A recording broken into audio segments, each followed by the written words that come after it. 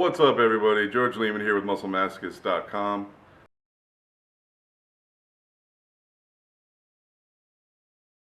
My top three biggest training mistakes. Training for around 11 years or so, 10 or 11 years. And I've had my fair share of fuck ups and stuff. My top three, assuming that, I'd probably say in no particular order, assuming that I could do a lot of volume and training frequency and stuff as a kid, and assuming that I did get better progress with that, did not mean that that was necessarily the way that I should have been training. My probably right up there with the biggest mistake I've ever made was using my youth to wreak havoc on my body with frequency and volume that I wouldn't recommend to other people today. I might recommend they do one workout like that, but a lot of times when I was younger, I would train the same muscle group multiple days in a row, up to 5-6 times a week, and I would bench 5 days a week, sometimes 6-7 days a week, for weeks on end. I did a lot of controlled overtraining, if you will, but how controlled can your overtraining really be? You know what I mean? You kind of lose control whenever you put yourself in a super fatigued state. And it led to a number of injuries and stuff like that for me.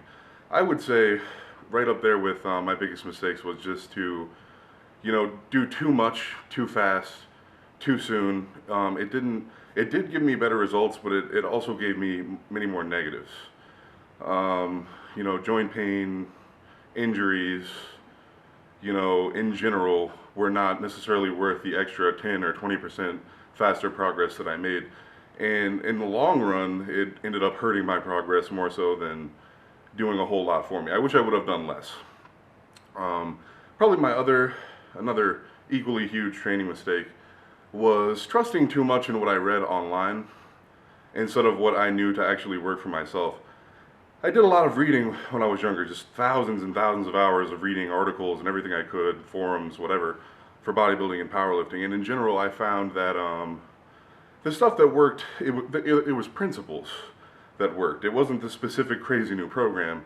It was the principles that they were applying. Everyone used similar ones. Assistance work, frequency, progressive overload, you can manipulate all of them and you can see what that person is doing with their program for it to work. And so I would take the principles and make them work. But at times, I would just take what other people had to say in an article, and that would end up fucking me over. I'll give you an example of one of my larger mistakes was back a few years ago. It was all about wide stance box squats. They were better than a regular squat for training your squatting muscles and your squat and stuff.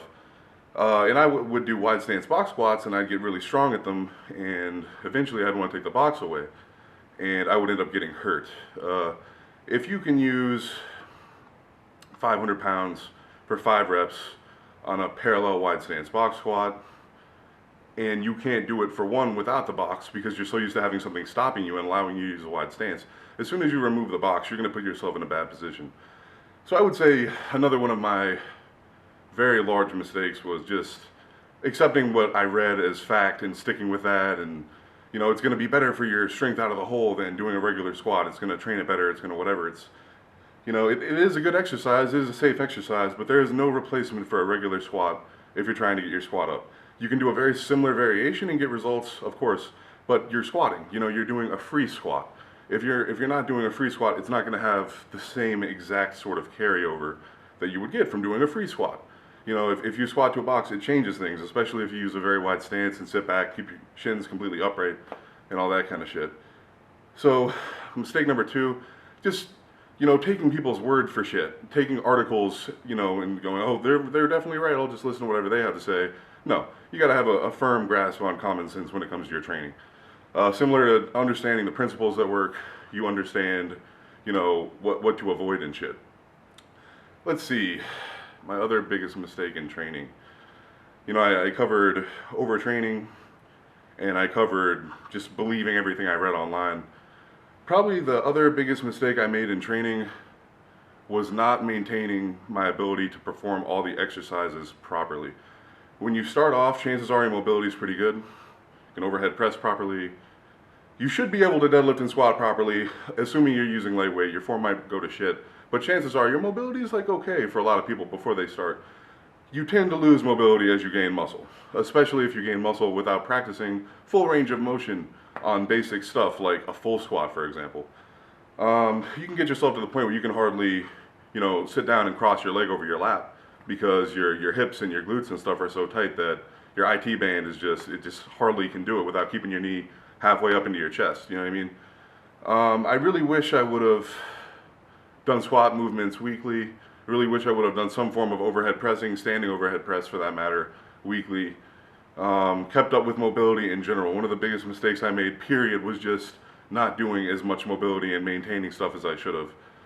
The key to getting really strong is not getting hurt. The key to not getting hurt is not getting hurt in the first place, so you won't get hurt again and again and again.